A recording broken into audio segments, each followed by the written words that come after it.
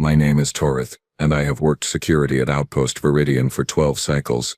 12 cycles of scanning cargo manifests, breaking up drunken disputes between traders, and watching the endless flow of species pass through our transit hub. Phyrexians like myself, we pride ourselves on logic, on order, on the predictable nature of cause and effect. We calculate risk matrices in our heads, while your species still fumbles with basic arithmetic.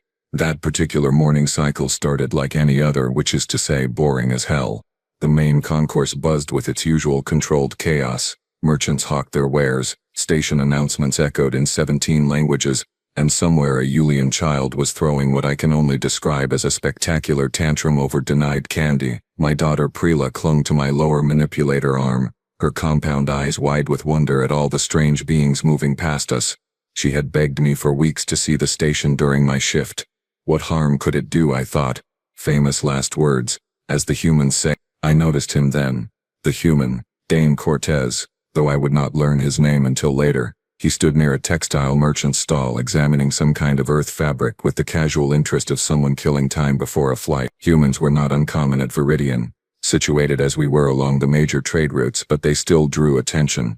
That peculiar two-legged gait, those unsettling forward-facing predator eyes, the way they smiled with their teeth showing, unnerving. The lot of them. Cortez looked unremarkable by human standards, I suppose. Average height for his species, dark hair going gray at the temples, wearing the practical jumpsuit favored by independent cargo runners. Nothing about him screamed danger or heroism or stupidity. He just looked tired, like he had been traveling too long and sleeping too little. The first explosion changed everything.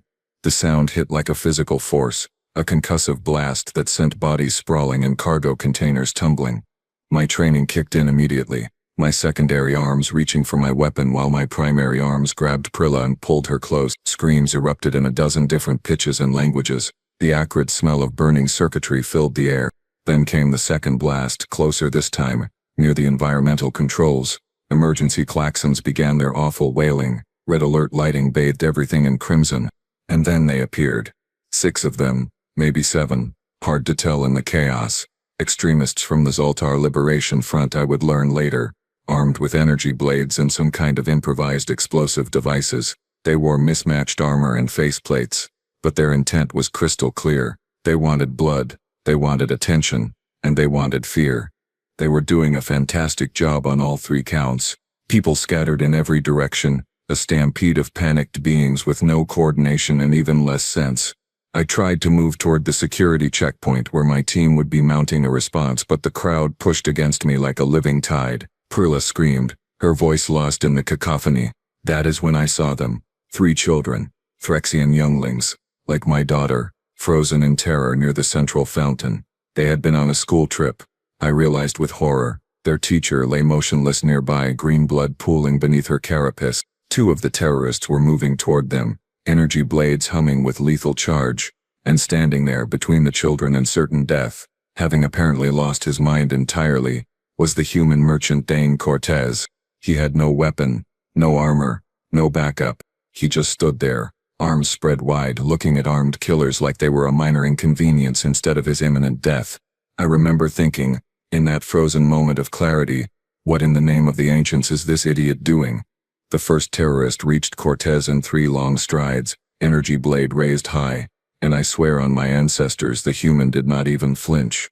Now, let me explain something about energy blades for those unfamiliar with such weapons. They are not clean, they are not quick, they superheat matter on a molecular level, cauterizing as they cut, which means the victim stays conscious far longer than anyone deserves. Military interrogators across 6 systems have banned their use for precisely this reason. They are designed to make suffering last. The blade came down in a vicious arc, aimed at Cortez's shoulder.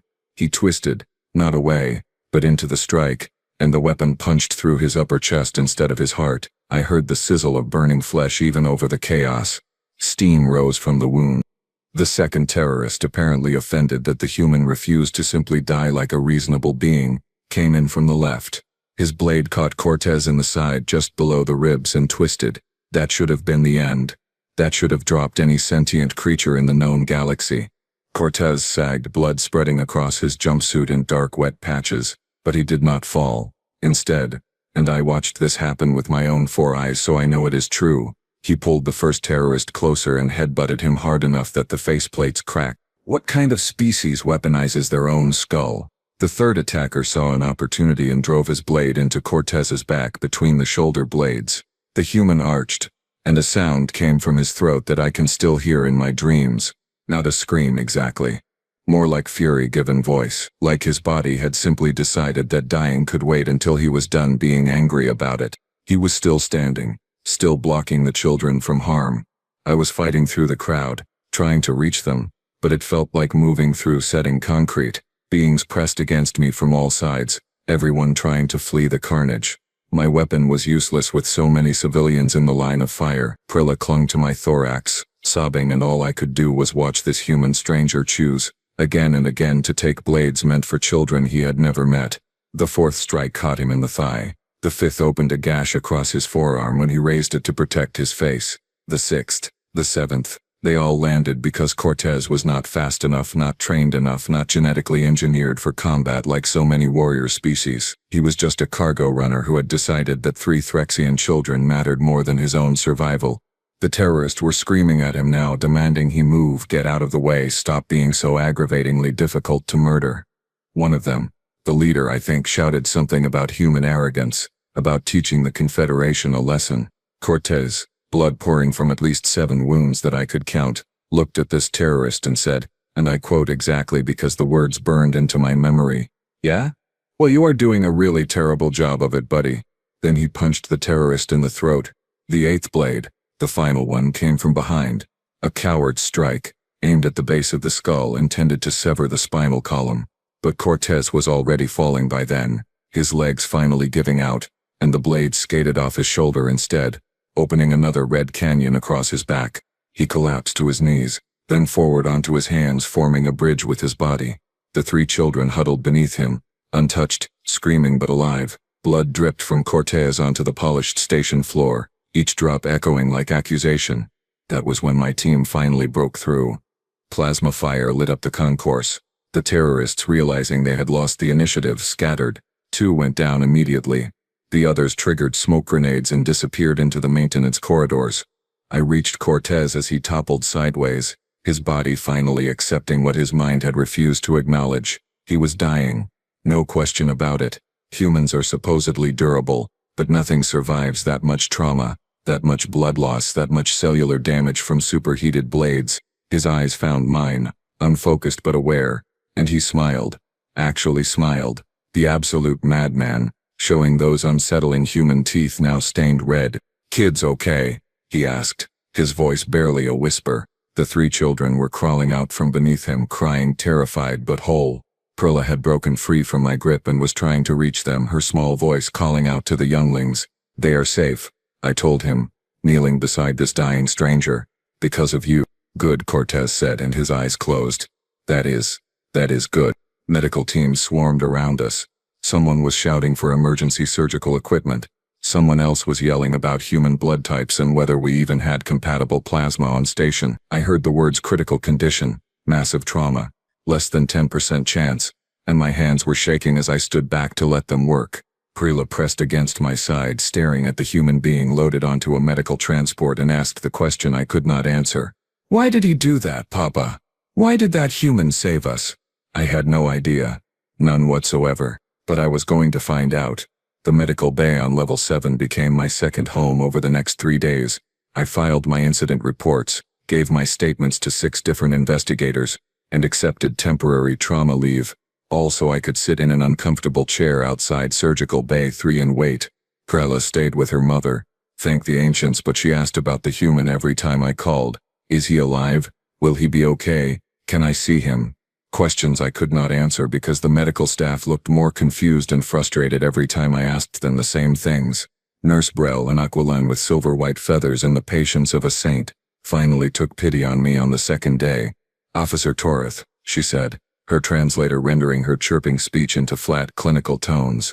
"I need you to understand something about human physiology. We are making this up as we go." That was not encouraging. She led me to an observation window where I could see into the surgical bay. Cortez lay on a table designed for beings 3 times his size, surrounded by medical equipment from 8 different species, because apparently no one bothered to stock human-specific supplies at a station this far from Earth. "Look at this," Brel said, pulling up a holographic display of Cortez's internal structure. The wounds glowed red against the blue wireframe of his body. There were so many. By any logical assessment, he should have died at the scene. The blade that pierced his chest punctured his lung. The one in his side lacerated his liver. The spinal strike, while not fatal, should have left him paralyzed. "But he is alive," I said, watching the shallow rise and fall of his chest. "He is alive," she agreed, and she sounded almost offended by this fact. "Do you know what his body did, Officer Torres? It clotted. Aggressively. Messily. His blood vessels constricted. His platelets went into overdrive, and he basically plugged the holes through sheer biological stubbornness. We have never seen anything like it outside of military-grade regenerative species." A Doranian doctor whose name I never caught walked past, shaking his scaled head. "Humans," he muttered, "built like cargo haulers and too stupid to know when they are dead." I would have taken offense on Cortez's behalf, but the doctor was not entirely wrong. More beings started arriving on the 3rd day. At first I thought they were family, but no, these were soldiers, warriors. I recognized the insignia of at least 4 different military branches, and several carried themselves with the unmistakable bearing of special operations. Commander Vask arrived first, a Corthian whose species practically invented the concept of honor combat. He stood nearly 3 meters tall, his chitinous armor polished to a mirror sheen, forearms crossed in what I had learned was a gesture of respect. "I wish to pay my respects to the human," he said when I asked what he was doing there. "He is not dead yet," I replied, perhaps more sharply than intended. "I know," Vask said. "That is why I came." Captain Raxith showed up next, a Doranian Special Forces officer with scars that told stories of 100 battles. She carried a small box made of corroded metal, which she set carefully on a nearby table. "Is that," I started. "A piece of my first ship," she confirmed. "Saved my entire platoon when I crashed it into an enemy position 20 cycles ago. Seemed appropriate." Then came others. A human general named Thorn, who apparently diverted his Transport 3 systems out of the way just to be here. A Yulian monk, who brought prayer crystals. A Netheri pilot who had served with humans during the Outer Rim conflicts and swore they were the craziest bastards he had ever flown with. And he meant that as the highest compliment. The medical bay waiting area became crowded with decorated warriors from a dozen species, all waiting for news on a cargo runner who probably could not tell a plasma rifle from a food dispenser. Nurse Brel looked overwhelmed. "Officer Torres, what is happening? Why are all these people here?" I had been wondering the same thing, so I asked. Commander Vask answered, his voice carrying the weight of centuries of warrior tradition. "Because what he did was not survival instinct. It was not training. It was choice. Pure choice. He saw children in danger and decided his life was an acceptable price for theirs. Do you understand how rare that is? Anyone would have..." I started. "No," Captain Raxith interrupted. "They would not. I have seen trained soldiers hesitate when faced with such odds. I have seen warriors calculate their chances and decide retreat was the logical option. I have done it myself, but this human, this Dane Cortez, he did not even seem to consider any option except standing his ground." The Yulian monk spoke then, his voice soft but clear. "In my culture, we believe that true courage is not the absence of fear, but the decision to act despite it. Your human friend, he was afraid. We saw the footage, but he acted anyway." "They had footage?" Of course they had footage. Station security recorded everything, which meant everyone in 6 systems had probably seen Cortez take 8 blades for children he did not know. General Thorne, the human military officer, looked at me with eyes that had seen too much combat. "Officer Torres, humans are not special. We are not stronger, not faster, not smarter than most species, but we have this thing, this defect really, where we sometimes just refuse to accept the logical outcome. We call it stubbornness. Others call it stupidity, but every now and then it looks a lot like heroism." On the morning of the 3rd day, the medical monitors began showing increased neural activity. Nurse Brel rushed into the surgical bay, followed by half a dozen medical staff. I stood at the window watching, my spiracles working overtime to pull in enough oxygen. And then Dane Cortez opened his eyes. The medical staff looked shocked. The warriors in the waiting area stood at attention as if an officer had just entered the room. I found myself laughing, a chittering sound that made several people turn to look at me. The stubborn human was awake. Against all odds, against all logic, against the universe's clear preference for tidier outcomes, Dane Cortez was awake. Now came the interesting part. Explaining to him why his room was about to be filled with some of the most dangerous warriors in the Confederation, all waiting to honor a cargo runner who just wanted to ship textiles and mind his own business. This was going to be entertaining. They let me in first, which I appreciated. Cortez needed at least one familiar face before the parade of decorated killers started filing through to shake his hand or whatever gesture of respect their species preferred. He looked terrible, which was actually a significant improvement from 3 days ago when he looked dead. Bandages covered most of his visible skin, medical tubes snaked in and out of various access points, and the monitoring equipment beeped in rhythms I had learned meant stable but fragile. His eyes tracked me as I entered and I saw recognition flicker there. "Security guy," he said, his voice rough like grinding metal. "With the kid." "Officer Torres," I confirmed, pulling a chair closer to his bed. "And yes, the one with the daughter you saved along with 3 other children. They really okay?" he asked, and there was genuine concern in his voice, which was absurd considering his current state. "They are fine. Traumatized, undergoing therapy but physically unharmed. You, on the other hand, are held together by what Nurse Brill describes as medical innovation. Sheer luck, and apparently your body's refusal to acknowledge basic biological limits." A small smile tugged at his mouth, then turned into a wince. "Hurts to smile. That is new. You took 8 energy blade strikes. Everything is going to hurt for a while." 8? He looked genuinely surprised. I stopped counting after 4. Before I could respond, the door opened and Nurse Brill entered. Her feathers fluffed in what I had learned indicated stress. "Mr. Cortez, you have visitors. Many visitors. I tried to limit them, but several of them outrank me by, well, several pay grades." Cortez frowned. "Visitors? I am a freelance cargo runner. The only people who should be visiting are debt collectors, and they usually just send threatening messages." "These are not debt collectors," I said, and gestured toward the door. What followed was perhaps the most surreal hour of my life, and I once had to explain to a Xylothian ambassador why his ceremonial mating dance was not appropriate behavior in our station cantina. Commander Vask entered first, having to duck through the doorway, his massive frame making the medical bay feel suddenly cramped. He approached Cortez's bed, forearms moving in the complex gesture that Corthian warriors reserved for equals who had proven themselves in combat. Cortez stared. Hello?" "Dane Cortez," Vask said, his voice like rolling thunder. "I am Commander Vask of the Corthian Third Fleet. I came to honor your courage." "My what now?" Captain Raxith stepped forward next, placing her corroded metal box on the bedside table. "A token," she said simply, "from one warrior to another." "I am not a warrior," Cortez protested, looking at me as if I could explain this madness.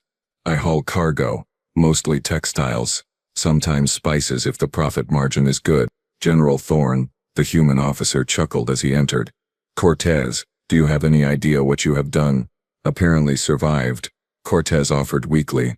"You made every trained soldier in 6 systems feel inadequate," Thorne said, but he was smiling. "You took 8 blades for alien children without hesitation, without training, without any logical reason to think you would survive. Do you know how many combat veterans watched that footage and thought, would I have done that?"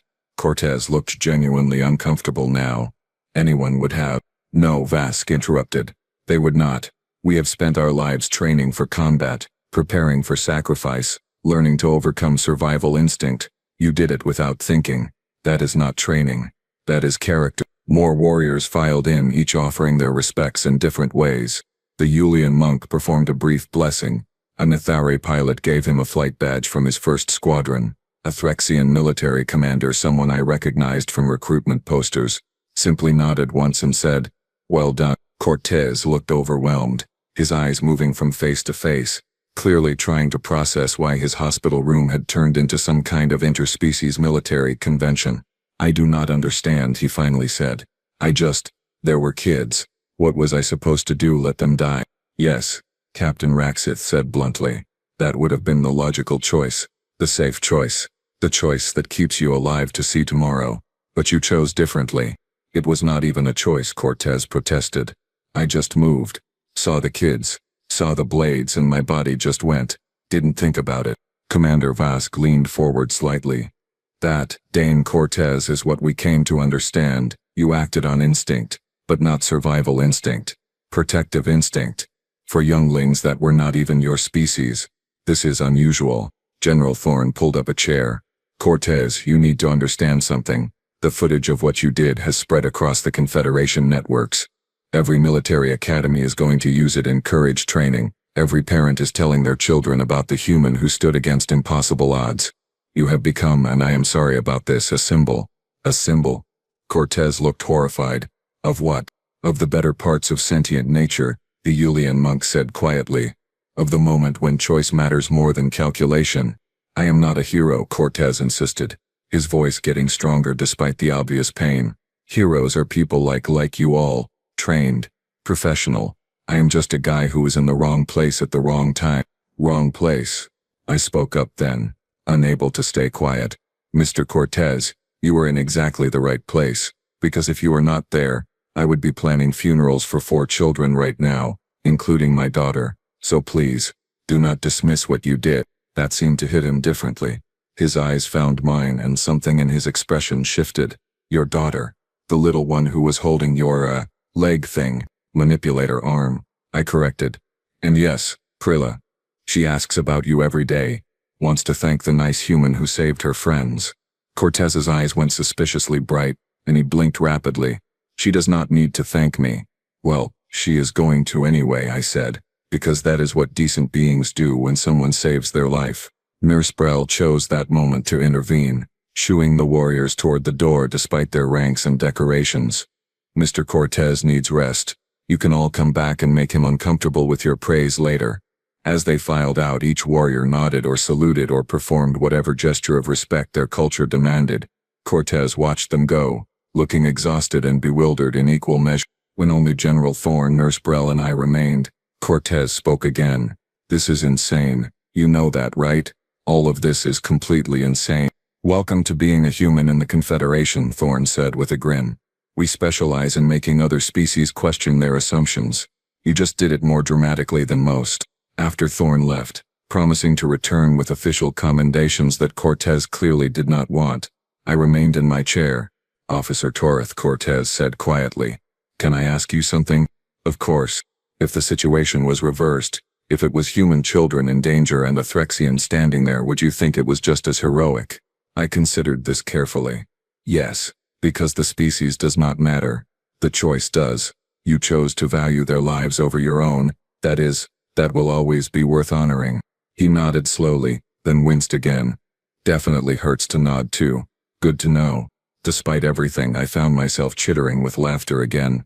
This human, this absolutely ridiculous, stubborn, self-sacrificing human had changed something fundamental in how the Confederation viewed his species, and he just wanted to know if smiling would keep hurting. The story spread like radiation through a cracked containment field, fast and impossible to stop. By day 4, every major news network in the Confederation had run the footage.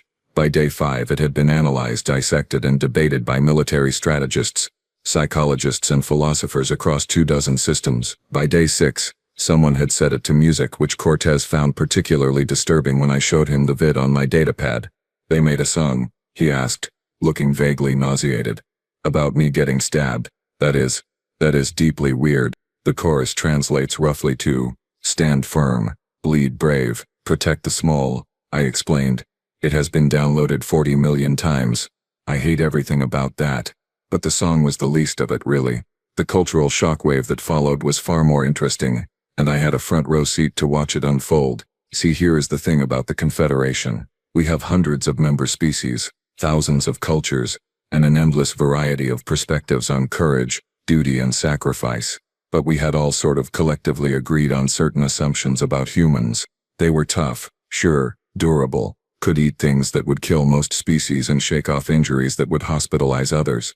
But we thought we understood them. Aggressive primates with decent tool-making skills and a tendency toward violence, useful in combat, unpredictable in diplomacy, profitable in trade. Then Dane Cortez went and took 8 blades for children he had never met, and suddenly everyone had to reconsider.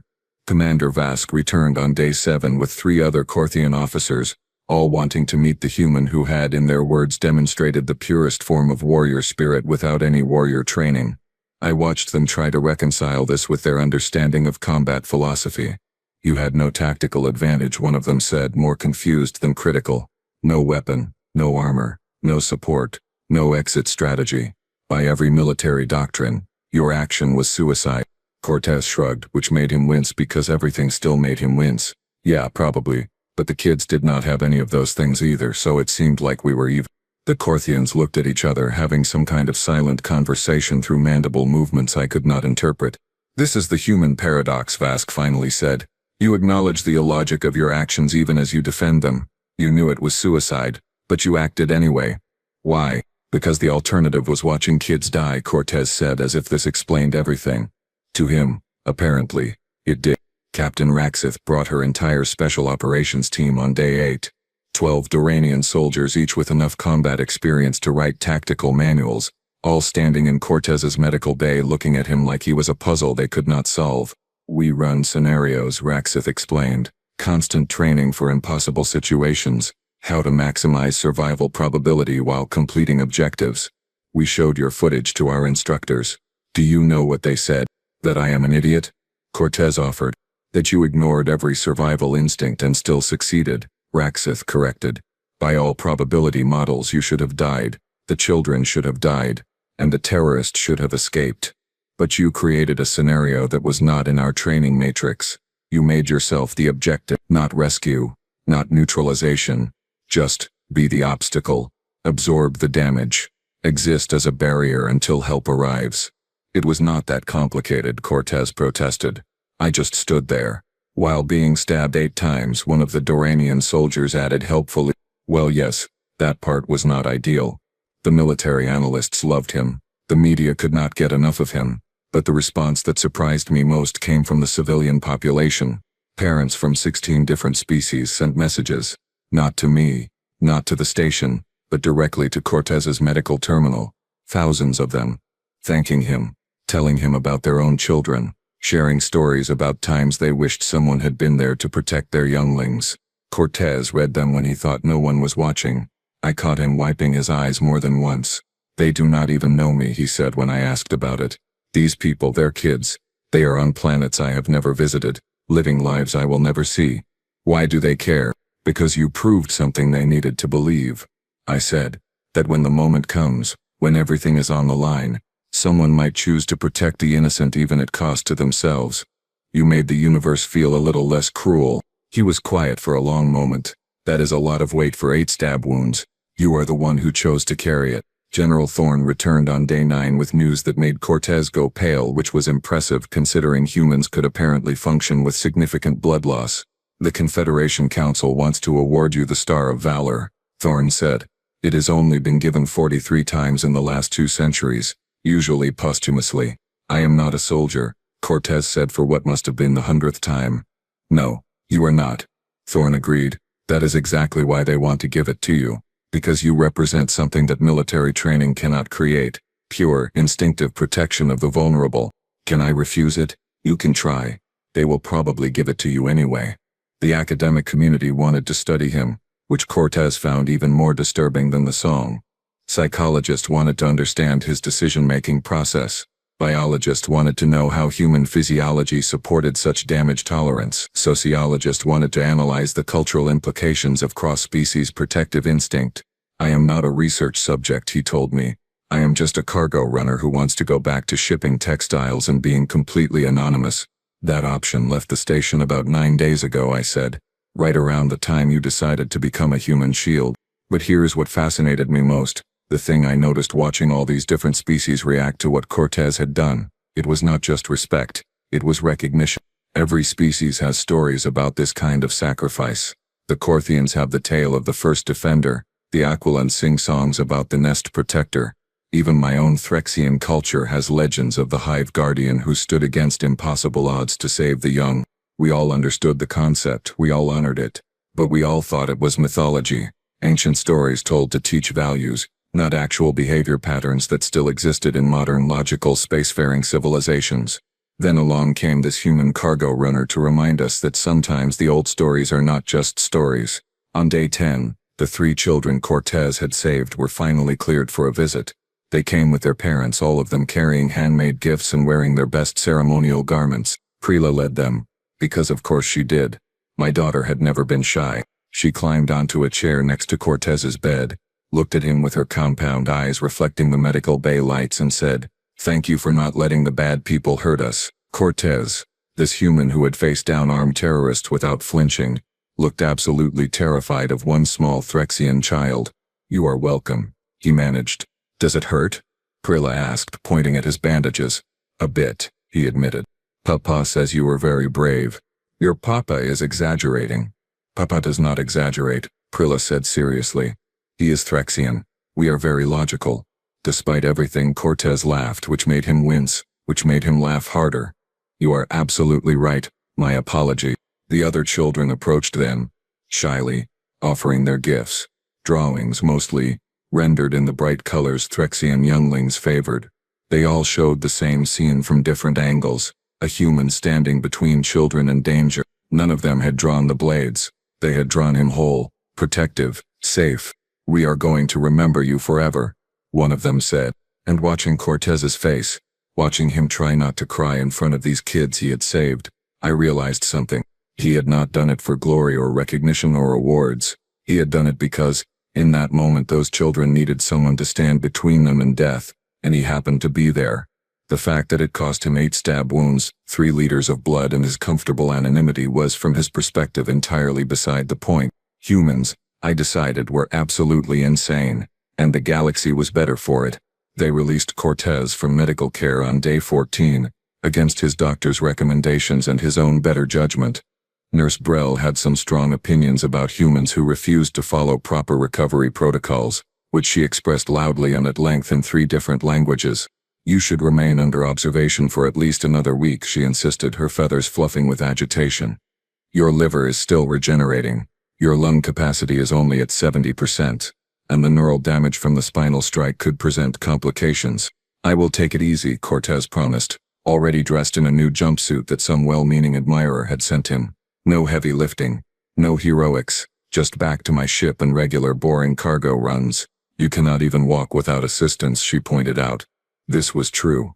I had been enlisted as his temporary support system, which meant Cortez leaned heavily on my shoulder as we made our way through the station corridors. For a species that supposedly valued independence, he was remarkably willing to accept help when his body decided cooperation was optional. "Where are we going?" he asked, as I steered him away from the docking bay. "Somewhere we can talk without interruption," I said. "You owe me that much." We ended up in Observation Deck C, a little used area with a viewport showing the endless expanse of space beyond the station. A few ships moved in the distance, their running lights blinking like patient stars. I helped Cortez into a seat, and he settled with a grunt that spoke volumes about his pain levels. "You should have stayed in medical," I said. "I have been poked, prodded, scanned, and analyzed for 2 weeks," he replied. "If one more well-meaning specialist tried to take tissue samples, I was going to start biting people. And before you ask, yes, human bites can be dangerous. We have surprisingly bacteria-rich mouths." I chittered with laughter despite myself. "You are deflecting." "I am excellent at deflecting. It is one of my core skills." "Cortez," I said, settling into the seat across from him, "I need to understand something, and I need you to answer honestly, not with humor, or self-deprecation, or whatever defense mechanism you are using to avoid thinking about what happened." He was quiet for a moment, looking out at the stars. "Okay, why did you do it?" "Not the simple answer. Not because kids were in danger. I need to understand the human thought process that led you to decide that your life was worth trading for children you had never met of a species you barely know in a situation where survival was statistically impossible." Cortez was quiet for so long I thought maybe he would not answer. Then he sighed, and it sounded like something heavy being set down after a long carry. "You want the truth? I do not have a good reason. There was no logical process. I saw those kids. I saw the blades. And something in my brain just switched. It was not even a conscious decision. It was like my body made the choice before my mind caught up. That makes no sense from a survival standpoint." "No, it does not," he agreed. "But humans, we are not optimized for individual survival. We are social pack animals who evolved by taking care of each other, protecting the young, the vulnerable, The ones who could not protect themselves. It is baked into our DNA at a level that bypasses rational thought. He shifted in his seat, wincing. There is this thing called the empathy response. We feel what others feel. When I saw those kids terrified, I felt their fear. When I saw them in danger, my body treated it like my own danger. Except the solution was not run away. The solution was, stand between them and the threat, make myself the target instead. Even knowing you would probably die? Especially knowing that, he said quietly, because if I ran, if I calculated my odds and decided my life was worth more than theirs, I would have to live with that choice. Every day, every time I closed my eyes, I would see their faces. I would know I could have helped, and chose not to. That is its own kind of death, Torith. Slower, worse. I processed this, my Threxian logic trying to reconcile such illogical reasoning. So you are saying the psychological cost of inaction was higher than the physical cost of action? More or less, he said. Though I was not doing cost-benefit analysis at the time, I was mostly thinking, oh crap, those are energy blades, this is going to hurt. It did hurt. It really, really did, he confirmed. Would not recommend. 0 stars. Terrible experience all around.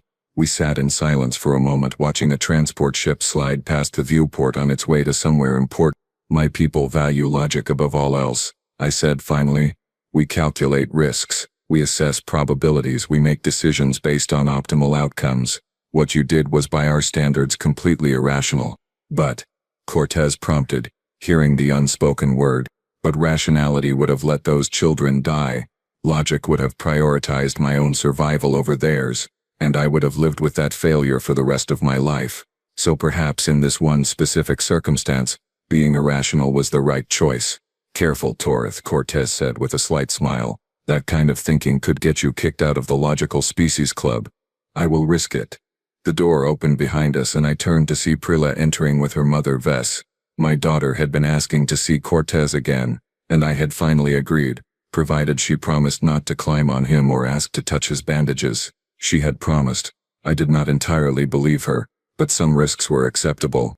Mr. Cortez, Prilla said, rushing forward before Vess could stop her. She stopped just short of his chair, remembering her manners.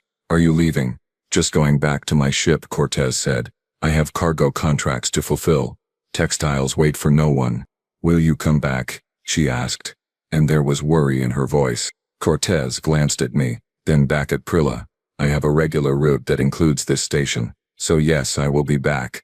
Probably in a few weeks once I finish my current contracts. Good, Prilla said firmly. Because I made you something and Mama said I had to wait until you were better to give it to you, and if you left forever I would be very upset. She held out a small object, carefully wrapped in traditional Threxian gift cloth. Cortez took it gently, unwrapped it, and revealed a carved stone no bigger than his thumb. It had been etched with symbols I recognized, the characters for protector and friend. I helped carve it, Prilla explained. Papa showed me how. It is made from stone from our home colony, so you will remember us. Cortez held the stone like it was precious metal, his eyes suspiciously bright again. Thank you, Prilla. I will keep it with me. Always. Good, she said, satisfied. Then she hugged his leg, careful to avoid anywhere that might hurt, and stepped back. Okay, you can go now, but remember to come back. I promise. Vess collected Prilla and departed with a grateful nod in my direction, leaving Cortez and me alone again. That was Cortez started, then stopped, clearing his throat. That was really nice. She wanted you to know you mattered, I said. That what you did was not forgotten. I am definitely going to cry when you are not looking, Cortez informed me. I am looking right now. Well, this is awkward then. I helped him back to his feet, supporting his weight as we made our way slowly toward the docking bay where his ship waited. Other beings recognized him as we walked, stopping to stare or offer quick gestures of respect. Cortez looked uncomfortable with all of it, which somehow made it more genuine. At his ship's airlock, a modified cargo hauler called the Steady Hand, I helped him up the ramp. Torith, he said, turning to face me. Thank you. For visiting. For everything. You saved my daughter's life, I replied. Gratitude does not even begin to cover what I owe you. You do not owe me anything. That is not how this works. Then consider us friends who are even, I suggested. He smiled, genuine and warm despite the pain I knew he was still in. Friends. I can work with that. Good. Because friends tell each other when they are being idiots. And going back to work this soon is idiotic. Noted, he said. But bills do not pay themselves, and I have been out of commission for 2 weeks. Cargo runners run on tight margins. The Confederation Council is giving you the Star of Valor and a significant monetary award. I think your margins will survive. They are actually going through with that. You became the face of courage across 16 systems. They could not give it to you. The political optics alone. Please stop, Cortez said, holding up a hand. I do not want to think about political optics. I want to ship textiles and maybe, if I am feeling adventurous, some spices. Low risk, high profit, zero heroics. Good luck with that, I said. You are famous now. Famous people do not get to be anonymous cargo runners. Then I will be a terrible famous person who avoids attention and makes everyone uncomfortable by refusing to talk about feelings. You are already excellent at that part. He laughed, winced, and laughed again. Get out of here, Torith. Go home to your family. Hug your daughter. Live your logical, well-calculated life, while you live your illogical, poorly calculated one. Exactly. Someone has to balance things out. I left him there, watching from the docking bay as his ship powered up and detached from the station. The steady hand was not impressive by any standard, just another cargo hauler among thousands, piloted by a human who wanted nothing more than to be ordinary. But Dane Cortez had taught me something important, something that my logical Threxian mind had trouble accepting but could no longer deny. Sometimes the most extraordinary acts come from the most ordinary people. Sometimes courage is not about training or preparation or logical assessment of risk. Sometimes it is just about seeing someone who needs help and deciding that your life is not more valuable than theirs.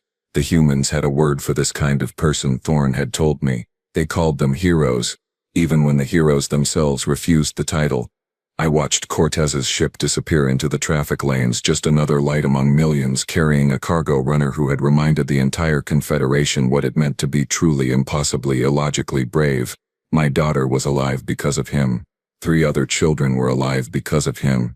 And somewhere in the galaxy, other beings were sleeping a little easier, knowing that when the moment came, someone might choose to stand between them and danger, even at impossible cost to themselves. The humans were insane. And thank the ancients for that, because sometimes in a cold and logical universe what we needed most was not another calculated risk assessment. What we needed was someone stupid enough, brave enough, human enough to simply say, not today, not these kids, not on my watch, even if it meant taking 8 blades to make that stand, especially because it meant that. I turned away from the viewport and headed home, where Prila was waiting to tell me all about what she would say to Mr. Cortez when he came back. And he would come back. I was certain of it, because that was what humans did. They made impossible promises and then somehow found a way to keep them. Absolutely insane, absolutely remarkable, absolutely human.